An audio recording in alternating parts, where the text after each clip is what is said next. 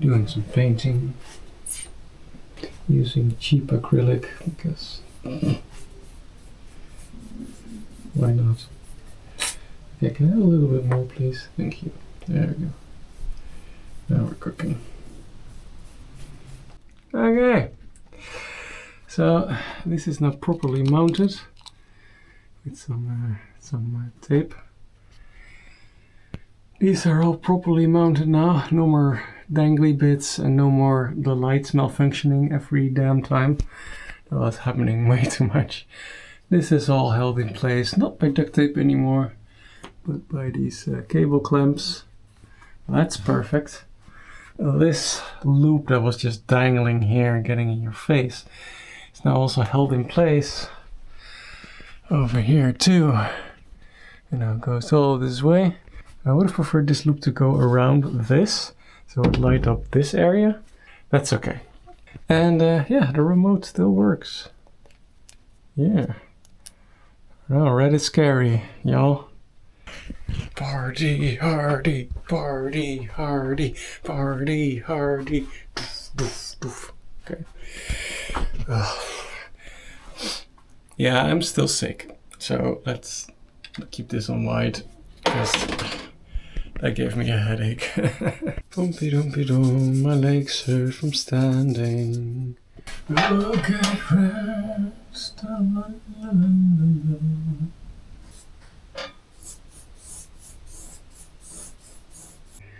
I totally forgot I had that very bright 4000 lumen LED lamp, so hey, I can actually see stuff now. Well, I guess I'll continue painting using a sponge. It is also very bright. I'm actually starting to feel a little bit better first time today, so that's good. You know, get this nice and even. It doesn't need to be like a super perfect dark coat because the lights are all pointed away from it, so I didn't mess up here. Now with the paint, as you can see, that was a bit of a boo-boo, but you know, I'm not incredibly good at this, so. Well, and that concludes the ceiling. There we go, all black. Like I said, in the lighting of the studio, it actually looks nice and even. Unless you like really press your face up against it. So, I like it. I guess I'm gonna try shoving the HX-1 in this spot and seeing what happens. Excuse my panting. This is the lightest part of the entire HX. It was still quite a doozy to get up onto the stairs on my own. And just like that, it's put together. I will say it is nice how easy it is to disassemble and assemble this thing. It's just six bolts with this, and then yeah, and the pedals just slot into place after you connected the cable, and that's it. I opened up this spot because it turns out the foot pedal of my HX-6 can actually fit on here. I just need to connect the cable internally, so I am gonna disassemble the foot pedal at some point. Yeah, this is gonna work. Walk in here like this. Not very spacious, but that's okay. I have plenty of space left here. I have space to walk, and yeah, plenty of space to put the, what was it, 120 by 60 floor in here. So I'll be sitting here, more or less. Yeah, that is gonna be a little bit tight. I'm widening the drum kit still, because I have plenty of space here. I'm not sure if I can put the Elka above here. That might be a really bad idea, given how heavy the Elka is. It's not gonna work out. I'm sorry, I'm gonna pull out the string synth and the solo synth and put them in the tower of power. That's what I'm planning to do. Of course, I'll keep the Elka, keep everything.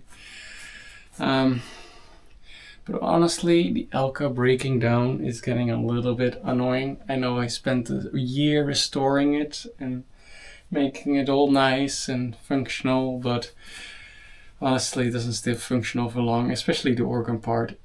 It is problematic. So I'm tired, boss. But I still want space for a big screen here. I want to put where this poster is. I'll have to move this poster, but I kind of want to put a screen here, so when I'm programming the HX, I'm sitting here, I can just be like mousing. Need a little mouse pad here, obviously, and I can also use HX expander when I'm programming the FM voices in the HX. I want to have a big screen for that, so I can have the custom algorithms display. So that will be really cool. And then I want to put that display in the vocal booth, and also put a little mouse and keyboard table here. Maybe the display goes here then. Maybe that's nicer. I don't know. We'll have to see. So I have control in the vocal booth, and I have control right here. Wouldn't that be nice? Right, per foam plates, 2 layers, 7 centimeters in total. Thick MDF plate, that's gonna be floor. I'm gonna flip this around, so the wood will be facing upwards, of course.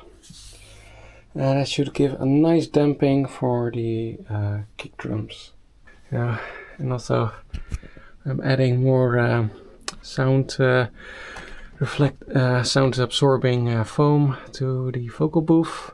Found this random pot of brown paint. I really wasn't sure about it, but I was like, I feel like it. And actually, it looks like really fancy wood now. Can't really see it on the camera, but like mahogany or something.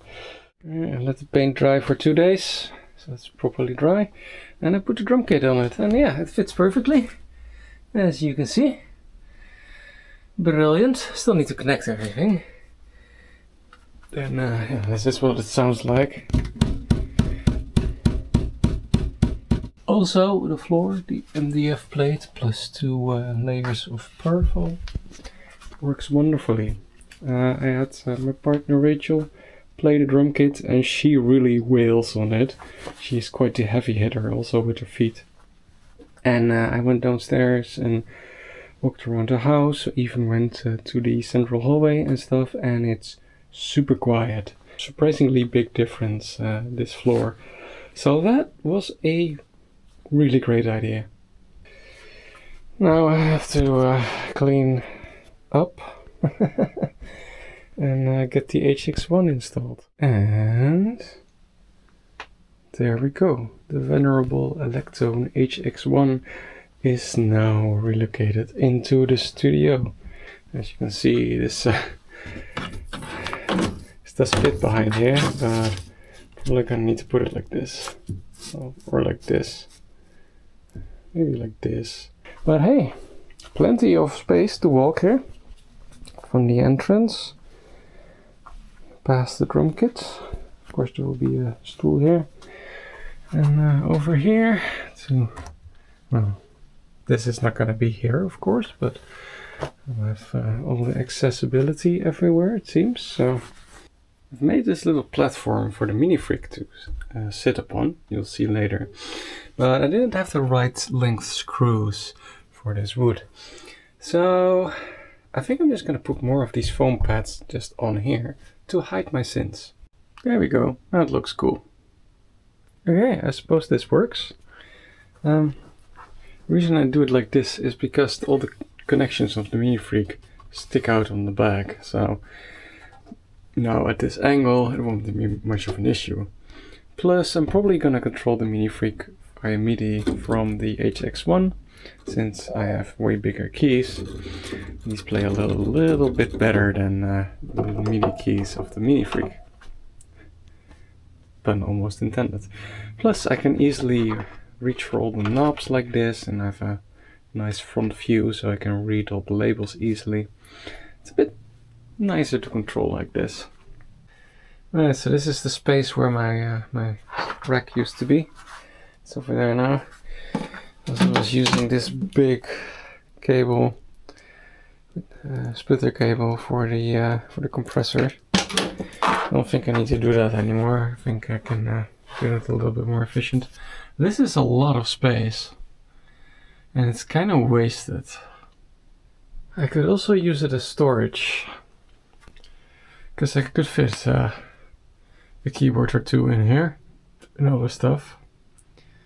And I do feel that's a bit of a nicer and safer storage than just in a random spot in the attic. It's kind of strewn about in the attic right now. Another reason why I might want to move my audio stuff is because I'm going to have a screen here.